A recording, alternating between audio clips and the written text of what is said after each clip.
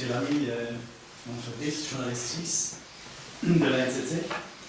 Vous avez parlé que vous croyez que la France doit être décentralisée. Vous avez des idées, peut-être un peu concrètes. Je me souviens de la votation en Alsace il y a quelques mois. Ils ont dit non. C'était un pas mineur. C'est un petit pas. Ils ont rejeté. Si je regarde la situation politique entre les différents partis en France actuellement, c'est un clivage énorme. C'est une bataille féroce. Dans ce climat, comment arriver à traiter une question tellement fondamentale pour la France? Bonne question. En 81, on a fait un gros mouvement de décentralisation. Mais simplement, comme souvent en France, on rajoute des structures. Il se trouve que je suis président du conseil d'administration d'un orchestre français, je dis ça pour Ursula, qui est une mélomane, comme beaucoup de ses compatriotes, c'est l'orchestre de Minkowski, qui s'appelle les musiciens du Grenoble, et qui est l'orchestre le moins subventionné de France. On a 30% de subvention, alors qu'en gros, la moyenne, c'est 60%. Eh bien, j'ai à mon conseil d'administration 2 représentants de l'État, 2 représentants de la région, 2 représentants du département, 2 représentants de la ville. Donc j'ai 8 représentants de collectivités publiques au départ. Pourquoi? Parce que chacune de ces collectivités publiques a compétence pour intervenir dans le domaine culturel et pour toutes les bonnes raisons de permettre l'accès de publics qui n'auraient pas forcément accès à la musique classique, etc. Ils font tous la même chose. Simplement, j'ai 4 reportings différents, 4 conventions différentes. Ce système est absurde. Alors, vous citez l'exemple du référendum qui a eu lieu en Alsace. Effectivement, il s'agissait en gros de la fusion de départements. Simplement, il se trouve que les départements ont acquis une personnalité culturelle, juridique, de proximité. On sait très bien qu'ils ont été faits au moment de la Révolution française sur un critère qui était qu'il fallait qu'on puisse aller à cheval de la préfecture n'importe où dans le département dans la journée. Le fait qu'un principe de ce type préside encore à l'organisation d'un pays au XXIe siècle, il y a quelque chose qui ne va pas là-dedans, quand même. C'est quelque chose qui ne va pas. Et je pense effectivement que, en plus, ça coûte très cher à un moment où, disons, la pression fiscale atteint des niveaux tels qu'il serait bon qu'elle diminue, et il n'y a pas 36 manières de le faire, c'est de diminuer la dépense. Donc, j'y crois profondément. Je crois que c'est aussi très sain qu'un système comme le système français, l'État s'occupe de moins de choses, que la chape parisienne pèse moins sur la province, sur les grandes métropoles, sur les régions. Mais je sais aussi qu'à partir du moment où il y a des formes d'identité, des administrations locales, des élus locaux, la France est un pays qui a plus de communes que le reste de l'Europe entière. Aujourd'hui, il y a presque 3 fois plus de communes que de paroisses en France. Quand on y pense, on ne peut pas s'empêcher de se dire que c'est absurde. Et donc, il faudra y venir, et si je peux y aider, et essayer de convaincre un peu de mes compatriotes dans ce sens, je le ferai, parce qu'il n'y a que comme ça que ça peut marcher. Il y a une question budgétaire qui est intéressante quand même, c'est qu'effectivement, Jean-Jacques Queyral me disait l'autre jour que le budget de la région Rhône-Alpes, qui fait quand même 8 millions d'habitants et qui est une des grosses régions économiques françaises, c'est le quart du budget du canton de Genève. Ce qui veut bien dire une chose, ok, Genève est un peu plus riche, etc., mais ils font beaucoup plus de choses, il y a beaucoup plus d'autonomie à Genève, enfin, dans un canton. Aucun doute là-dessus. Aucun doute là-dessus. Le système suisse a été construit à l'envers du système français. Le système suisse a été construit par certains moments de centralisation. Le système français est construit par certains moments de décentralisation. Au train où ça va, ça peut prendre longtemps.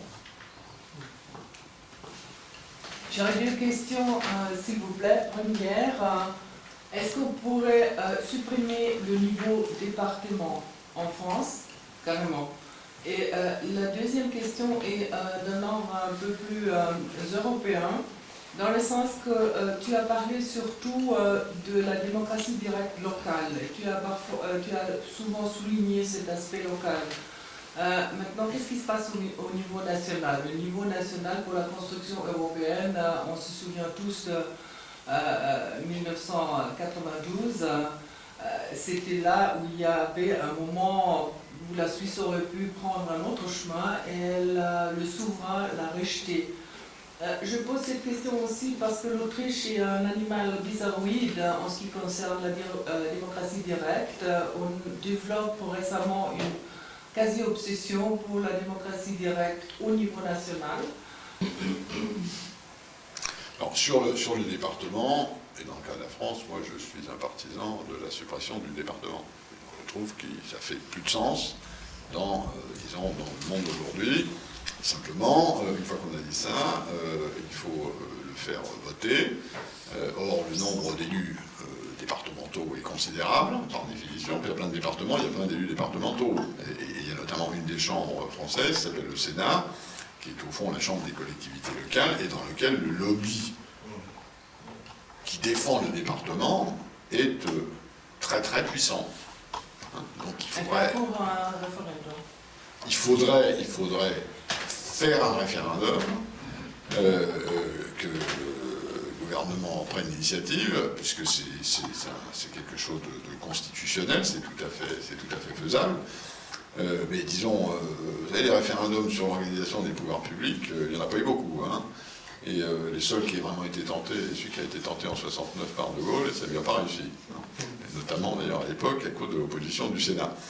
Donc, il y a un problème d'énergie politique, et je pense qu'il faut le faire, mais je ne suis pas sûr qu'il y ait aujourd'hui l'énergie politique pour faire ça, notamment compte tenu du fait qu'on a d'autres problèmes.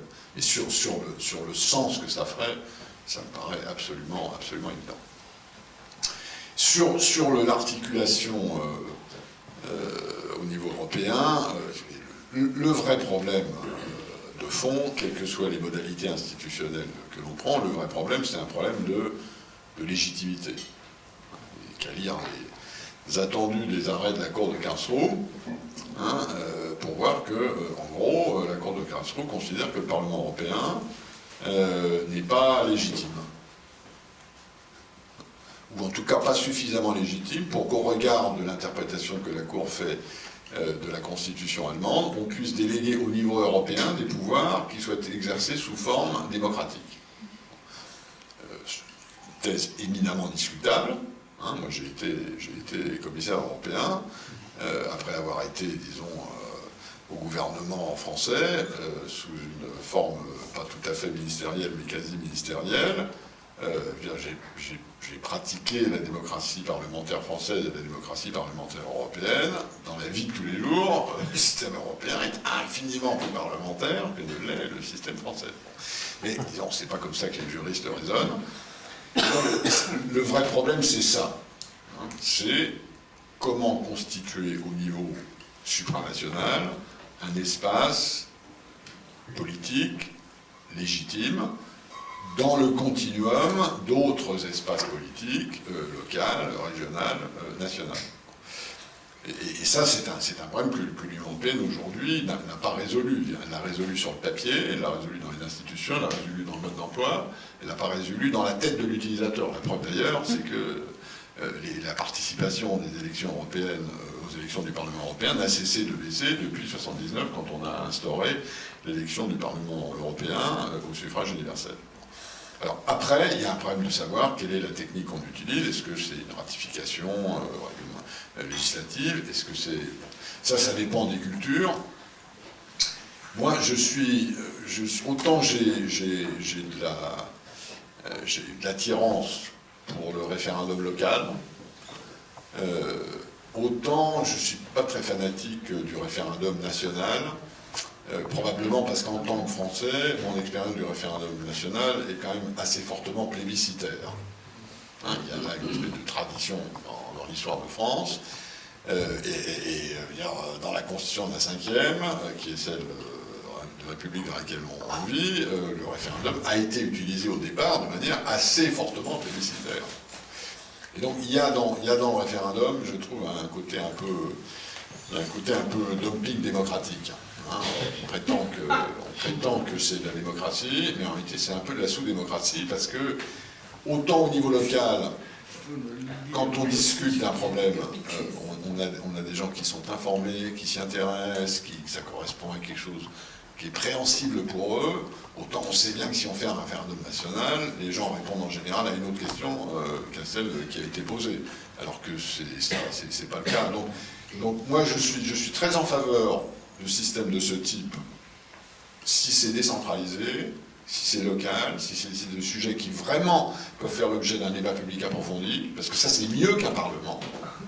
Mais après, si c'est pour faire voter une loi à conséquences importantes, moi je suis en faveur des corps intermédiaires. Je trouve que des parlements font ça mieux, sous l'œil du public et de leurs mandants, qu'une campagne référendaire qui est forcément à la hache.